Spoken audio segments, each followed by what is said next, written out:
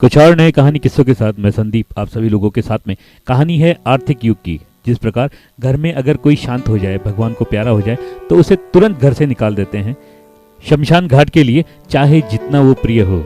और किसी की आर्थिक स्थिति अगर कमजोर हो जाए तो उसे हर कोई दिल से निकाल देता है, चाहे उसकी कोई गलती हो या ना हो।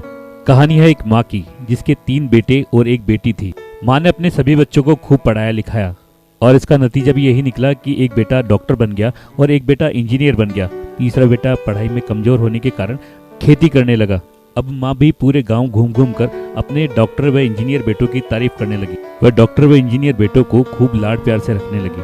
साथ ही बहन भी अपने दोनों भाई जो डॉक्टर व इंजीनियर थे उन्हीं को बहुत ज्यादा प्यार करते थे। अब दोनों बेटे जो डॉक्टर व इंजीनियर थे उन्होंने गाँव छोड़कर शहर में अपना मकान बना लिया था और तीसरा बेटा अपने माँ के साथ अपने गांव में ही रहा और वहाँ खेती करता रहा। अब बहन की भी शादी हो गई। अब वो भी अपने ससुराल में केवल डॉक्टर व इंजीनियर भाइयों की ही बात करती थी और उधर डॉक्टर व इंजीनियर भाइयों के दिमाग में चल रहा था कि गांव वाली जमीन बेचकर क्यों ना अपना बैंक बैलेंस बढ़ाया जाए। तो डॉक्टर व इंजीनियर बेटों ने अपनी माँ को फोन करके कहा कि हम गाँव आ रहे हैं, कुछ जरूरी बात करनी है। अब माँ की खुशी का कोई ठिकाना ना रहा। अब उसने सोचा कि मेरे बेटे आएंगे और वो मुझे अपने घर लेकर जाएंगे। अब माँ ने वह किसान भाई ने अपनी बहन को भी फोन कर दिया कि आप बहन तू भी आ जा और अपने भाइयों से मिल जा। अब पूरा परिवार इकट्ठा होने वाला था। अब माँ ने खुशी के मारे जल्दी जल्दी खेती का काम निपटाया और सर पर लकड़ियों के गट्ठर व अगल बगल में सब्जी रखकर वो घर की ओर चलने लगी। वो रास्ते में चल ही रही थी कि रास्ते में उसे डॉक्टर बेटा आता हुआ दिखाई दिया जो कि अपनी लग्जरी गाड़ी में बैठा था। उसने माँ से कहा, माँ जल्दी से घर पे आ जा, मुझे जल्दी वापस जाना है। तू ऐसे धीरे धीरे चलेगी तो कब तक घर पहुंचेगी। और उसके पीछे बेटा इंजीनियर भी साथ साथ आ रहा था और इंजीनियर बेटे ने कहा, अरे माँ अभी तक तू रास्ते में ही है, घर कब तक पहुंचेगी माँ, जल्दी से पहुंच। माँ ने कहा, हाँ बेटा आती हूँ, तुम लोग घर चलो।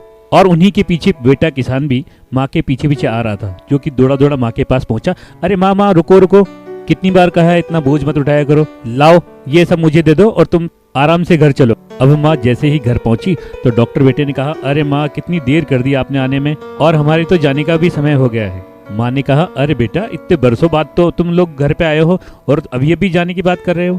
डॉक्टर व इंजीनियर बेटों ने कहा, हाँ माँ बहुत जरूरी काम है, हमें जल्दी जाना है। यहाँ तो मकान का खेत का बंटवारा कर हम अपना हिस्सा लेने आए थे। बीच में ही किसान बेटा बोला, हाँ हाँ बंटवारा तो सब भाइयों में होता ही है, इसमें कौन सी बड़ी बात है, होने दो बंटवारा। किसान ने कहा, बताओ तुम दोनों को क्या चाहिए। बंटवारा करते हुए उन्होंने कहा, 40% तो रहे डॉक्टर के और 40% रहे इंजीनियर के और 20% जो है वो है किसान के, क्योंकि हमें शहर जाकर हॉस्पिटल बनाना है, ऑफिस बनाने हैं, बहुत सारे काम करने हैं। यह किसान तो गांव में ही रहेगा, इसे पैसों की क्या जरूरत है। अब माँ को कुछ भी अच्छा नहीं लग रहा था, फिर भी उसने कहा, बेटा बेटी का भी तो कोई हिस्सा होता है। अब डॉक्टर व इंजीनियर बेटों ने कहा, नहीं नहीं इसका कोई हिस्सा नहीं होता हमारे यहाँ, इसका तो ससुराल में ही है हिस्सा बस। अब किसान बेटे ने कहा, हाँ हाँ कोई बात नहीं, मैं मेरे हिस्से में से आधा हिस्सा मेरी बहन को दे दूंगा, लेकिन मेरी माँ तो मेरे पास ही रहेगी ना।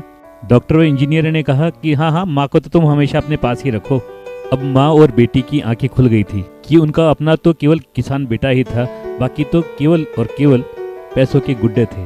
अर्थात किसी के रुपए पैसे ना देखें, देखे तो सिर्फ इतना देखें कि उसके विशाल हृदय में आपके लिए जगह कितनी है।